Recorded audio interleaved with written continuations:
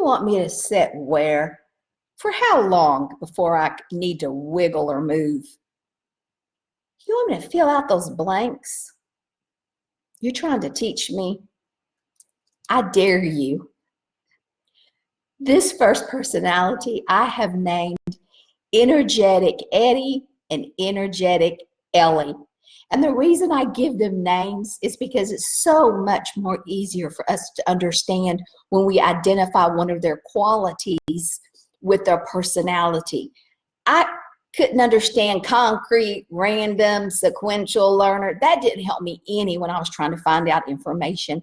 But naming each of the personalities did. And that's how this personality feels. Energetic Eddie. He is a wiggle person. He wiggles, she wiggles, and this is the one that most kids that are under the age of 8 or 9 are for a longer period of time, because we think, oh, they just need to sit still. We think it's never going to happen. And it does happen sometimes past that age, and sometimes it doesn't, because that's not their personality. Let me give you an example. This is how I knew that my second child was an energetic Ellie. And it's because when I got ready to read aloud, my first child came and sat beside me and looked at the pictures on the book. My second child got on the floor and proceeded to roll, roll, roll from one end and roll, roll, roll back to the other end of the living room. And I was just looking at him back and forth. I thought, this kid's not going to get anything I'm trying to teach him. I was wrong. I was the one with the problem. I was the one that needed to put blinders on my eyes. He needed to wiggle and move. That's the way he took in information. Now, it's true, as I went along, I was able to give him some Play-Doh, some coloring pages as we went along to kind of control a little bit of the fidgety, so he wasn't distracting to my other children. But for the most part, I needed to learn how to teach him in his energetic mode. Okay, so let me give you some more qualities about this learning personality. So here they are. Here's a description. They're impulsive. They prefer activity and movement over reading. They're flexible. There are risk takers in the world. We need those firemen in our world. They are creative. They also can be competitive.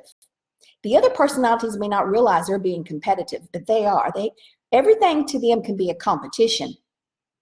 They're adventurous. They don't like boundaries. They don't like people saying, let's have rules.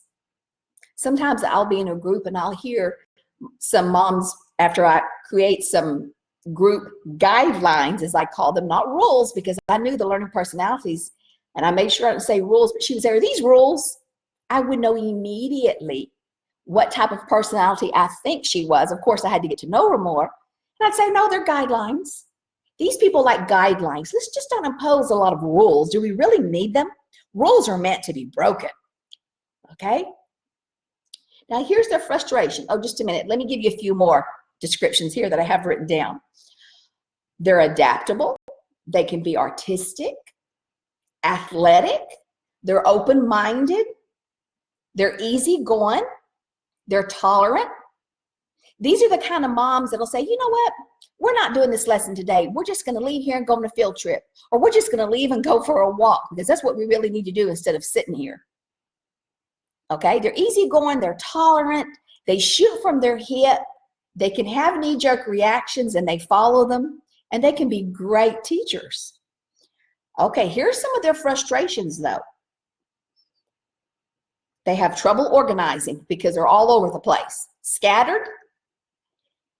They probably did poorly in school because of the ability of not being able to move. Maybe they were the troublemakers, and the school would say, oh, you know, he just can't sit still. Guess what? We don't need to sit still to learn. That's the beauty of homeschooling. We can teach to our child's learning personality, to the way he prefers to learn, not our way to prefer to learn. He doesn't take in information the way we do. That's what I was trying to do with my second child, have him sit still. Setting still was almost like, yeah, holding his breath. When can I release? Try doing that. Try holding your breath for a minute.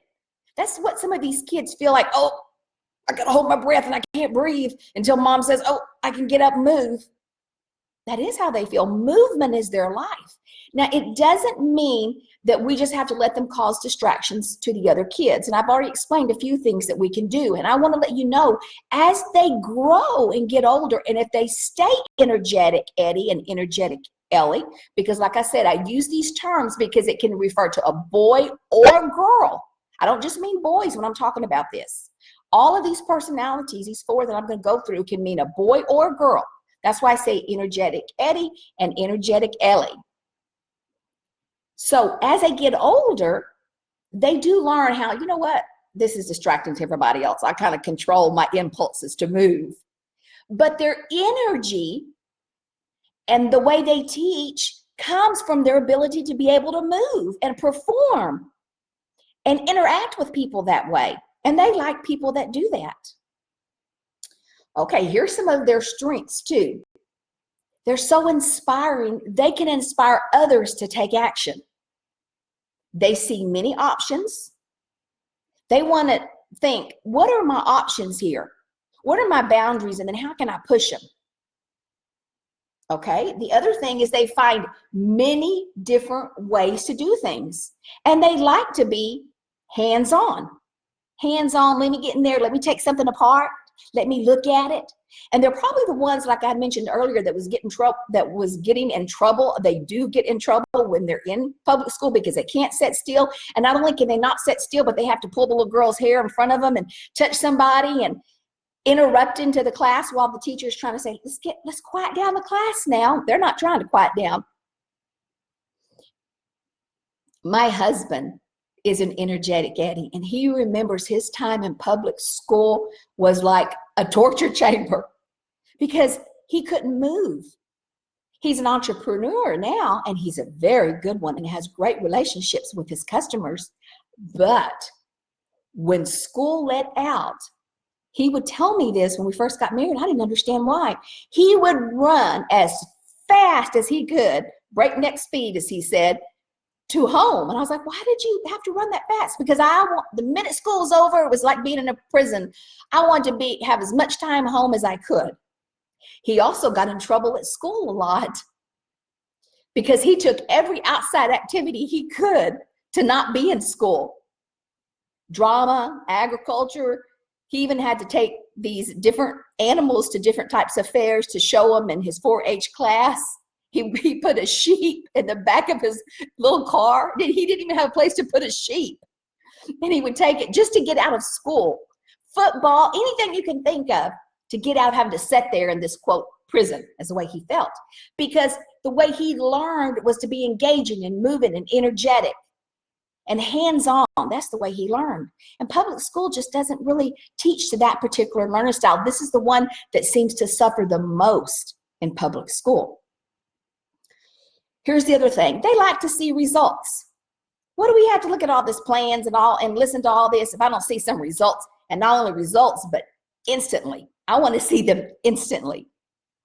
And they also think fast on their feet.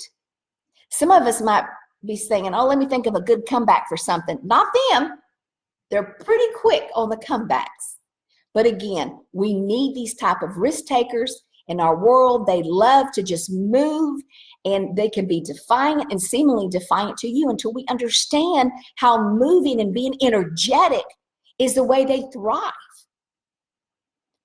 Okay, I want to give you the subjects they like and the teaching tips too.